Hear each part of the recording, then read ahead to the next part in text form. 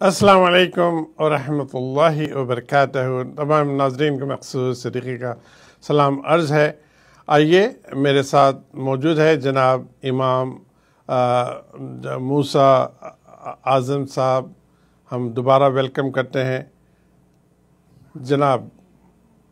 अस्सलाम वालेकुम व रहमतुल्लाहि व बरकातहू। वालेकुम रहमतुल्लाहि व बरकातहू। जी कंटिन्यू कीजिए जहाँ से हम बात कर रहे थे। मैं उम्मुना सारा की बात कर रहा था।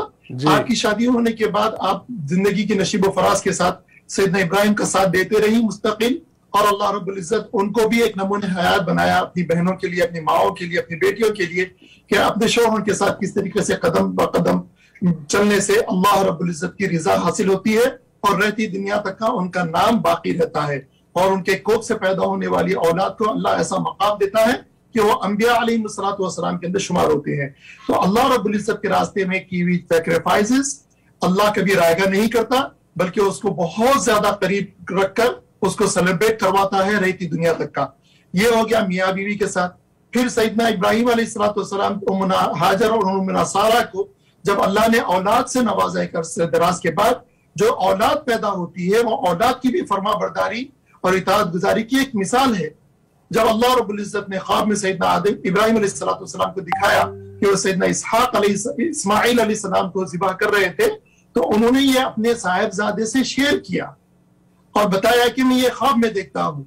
तो क्या जवाब देते हैं साहिबजादे? या अबती फ़अल तअमुर, ऐ मेरे प्यारे वालिद, ऐसे भी लेके बाबा ये काम कर लीजिए, अब्बा जान, मेरे प्यारे अंदाज से, मेरे प्यारे अब्बा जान। यानी ये इस बात का ख्याल रखते हुए कि मुझे अंदाजा है आपके दिल के ऊपर बहुत तकलीफ गुजरेगी कि आप ये अमल करेंगे, इसके बावजूद भी मेरा ख्याल ना कीजिए। मेरे प्यारे अब्बा जान, मैं आपसे बहुत मोहब्बत करता हूँ, आपके इस बात से ऐसा आपके दिल में ख्याल ना हो कि मैं आपसे नाराज हो जाऊंगा या मेरे दिल में कोई खलिश होगी या आपकी मोहब्बत में कमी होगी, ऐसी कोई बात नहीं है मेरे अब्बा हुजूर।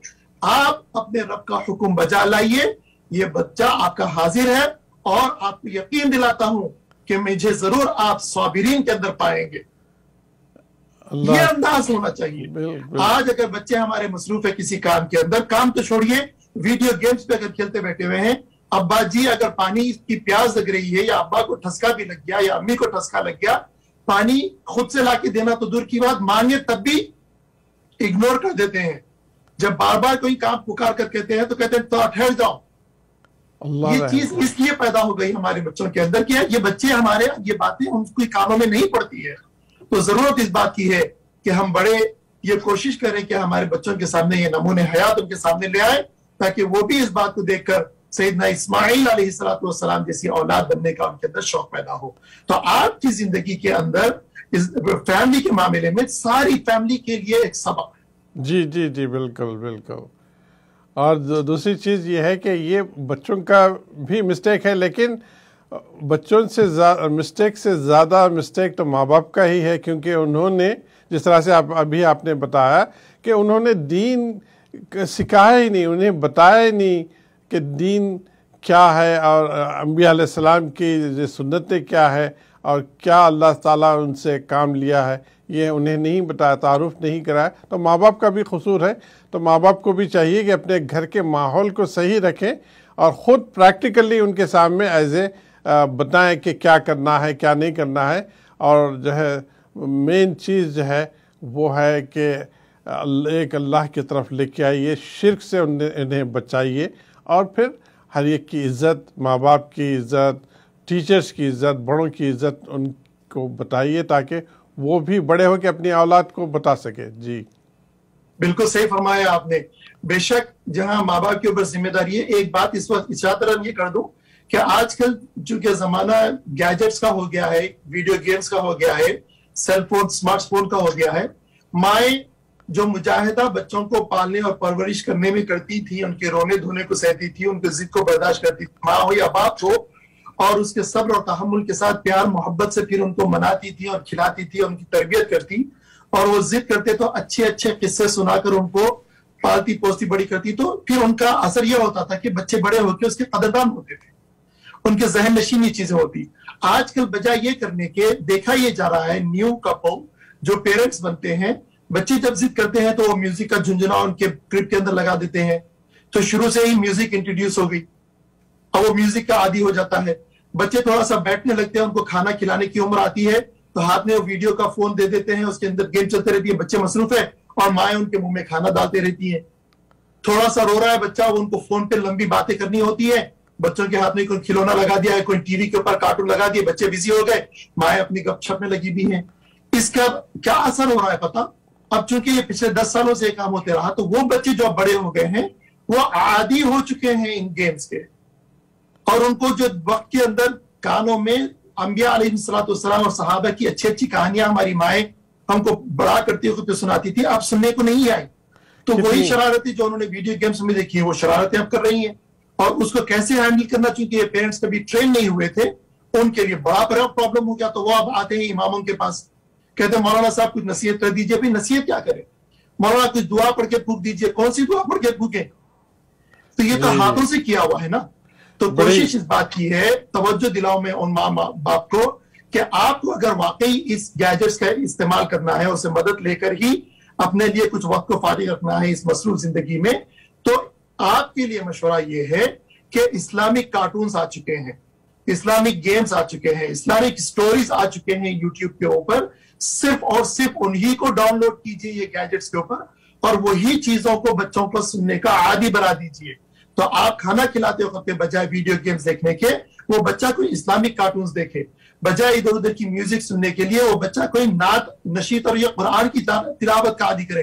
ایسی بھی دیکھیں کہ جب ہم نے یہ بچوں کو مشورہ دیا، وہ ماں باپ آج کل بہت زیادہ مشکور اور ممنون ہے ہمارے ساتھ.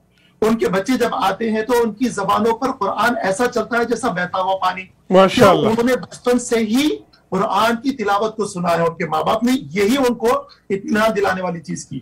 تو ان چیزوں کا اچھا فائدہ بھی ہو سکتا ہے، تو اس طریقے سے اٹھا لیا جائے اور اس کا انشاءاللہ تعالیٰ بھرپور فائدہ ہوگا انشاءاللہ. سبجیکٹ ہم جو سیکریفائس کے سبجیکٹ ہو رہا ہے، تو یہی بڑا دکھ ہوتا ہے جو آپ ان پریکٹیکل لوگوں سے مل کر یہ جو چیزیں آپ کو پتہ چلی، یہ بڑا دکھ ہوتا ہے ماں باپ کس طرح سے اپنے وقت کو بچانے کے لیے، گپ شپ کے لیے یہ ساری چیزیں بچوں کو اس طرح سے ڈھکلتے ہیں ڈسٹریکشن کی طرف، برائی کی طرف. تو ماں باپ کو چاہیے، بلکہ خصوصاً ماں کو چاہیے، کیونکہ ماں کی پہلی جو گود ہوتی ہے وہی تربیت ہوتی ہے. تو ماں کو چاہیے کہ اپنے وقت کے سیکریفائس کیجئے اور بچوں کی اولاد کی تربیت صحیح کیجئے. یہی مقصد نکلتا ہے. بالکل اللہ کے حبیب نے جو مقام عورت کا اسلام میں بیان کیا ہے، دنیا کے کسی اور مذہب کے اندر یہ مقام عورت کو نہیں دیا گیا. کمپیریٹیو ریلیجن کے اندر میں ڈاکٹریٹ ڈگری کیا ہوں، اس کے بعد اتھارٹی کے ساتھ یہ بات کہہ سکتا ہوں، جو مقام اللہ نے اسلام کے اندر عورت کو نوازا ہے اور خصوصاً ماں کے روح کے اندر جنت کو اس کے قدموں کے نیچے کیا، یہ کوئی آسان بات نہیں ہے. یہ اسی اور انہی ماؤں کے واسطے ہے.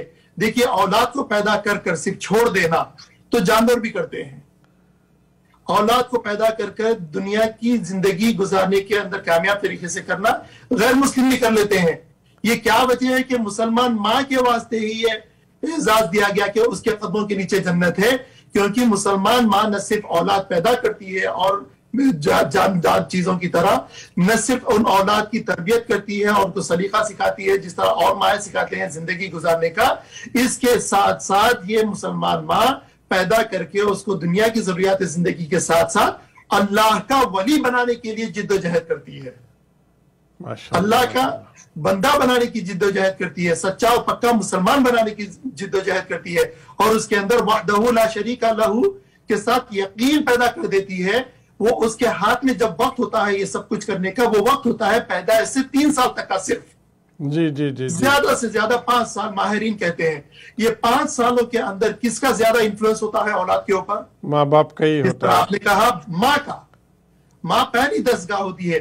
تو یہ ماں کی یہ قربانیاں، یہ تمام چیزیں میری ماں بہنوں اور میری بیٹیوں آسانی سے حاصل نہیں ہوتی. بڑی جد و جہد کرنا پڑتا، بڑی قربانیاں دینا پڑتا، اور اسی کا بدلہ آپ کو جنت آپ کے قدموں کے نیچے آتی ہے. یہ نہیں کہ پیدا کر کے بیبی سیٹر کے حوالے کر دیے، تربیت کے معاملے میں بالکل لاپرواہی کا مظاہرہ کرے اور شداد اور جیسے فرعون جیسے بچوں کو پیدا کر کے چھوڑ کے یہ امید لگا بیٹھے کہ آقا انعام جناب محمد رسول اللہ صلی اللہ علیہ وسلم نے یہ وعدہ کیا تھا کہ جنت ہمارے قدموں کے نیچے ہے، تم ہماری فرما برداری اطاعت گزاری کرو، کیوں کر وہ بچہ کرے گا جبکہ آپ نے کچھ سیکریفائز ہی نہیں کی ان کے لیے؟ جی تو یہ سوچے کا بات مقام چھپا ہے، اس بات کی طرف توجہ دلانا چاہیے ہماری ماں بہنوں اور بیٹیوں کو کہ تمہاری قربانیوں کے سبب تمہیں وہ مقام دیا جائے گا کہ تمہارا مقام کی اونچائی وہ ہوگی کہ جنت جیسی اعلیٰ مقام بھی تمہارے قدموں کے نیچے ہوگا، اور اس کو حاصل کرنے کے لیے قربانیاں دینا پڑے گی۔ جی سیکریفائز کرنے، اپنے وقت کے سیکریفائز کر کے وہ چیز کو اڈاپٹ کرنی ہے، جس طرح سے آپ نے بتایا کہ بچہ چھوٹا بھی ہو ضد کرے تو اس کو قرآن کی آیت لگا کے اس کو سنائے، اور جو ہے پھر وہ خود خاموش ہو جائے گا۔ جب کوئی انسان سنتا ہے، چاہے بڑا ہو بچہ ہو، اس کو ایک سکون محسوس ہوتا ہے، تو اس کو بچپن سے ہی اس کو عادی بنایا جائے۔ اور بہت عمدہ بات کی کہ تو یہ ماؤں کی اس قربانیوں کا اثر آخرت میں تو جو ملنا ہے ملے گا، دنیا میں بھی جو ملتا ہے اس کی ایک مثال دے دوں ہمارے سامعین کے لیے۔ شیخ عبد القادر جیلانی رحمۃ اللہ علیہ آج دنیا بھر عزت سے نام لیتی ہے، بالکل بے شک، حضرت کا احسان امت مسلمہ کے اوپر کتنا بڑا ہے کوئی انکار نہیں کر سکتا۔ بے شک، اور آپ کی شخصیت کو اس طریقے سے نمایاں شخصیت بنانے کے اندر سب سے بڑا دخل اس دنیا میں کس کا ہے؟ ماں کا ہے۔ اللہ اکبر، قربان جائیں ایسی ماؤں کے۔ یہ مقام ہے، اسلام نے نظیر یہ پیش کی ہے، صرف اور صرف اسلام کے اندر یہ نظیر ملتی ہے کہ ماؤں کے اندر اللہ نے اتنا پاور رکھا ہے، یہ تھوڑی سی قربانی اگر دیتی ہیں تو ان کی اولاد کو اللہ تعالیٰ ہیرے کی طرح تراش کے نکال دیتا ہے۔ جی ولی اللہ بھی پیدا بنا سکتی ہے ماں اگر چاہے تو اپنی اولاد کو ولی اللہ بھی بنا سکتی ہے۔ لوگ نہیں سمجھتے اس بات کو۔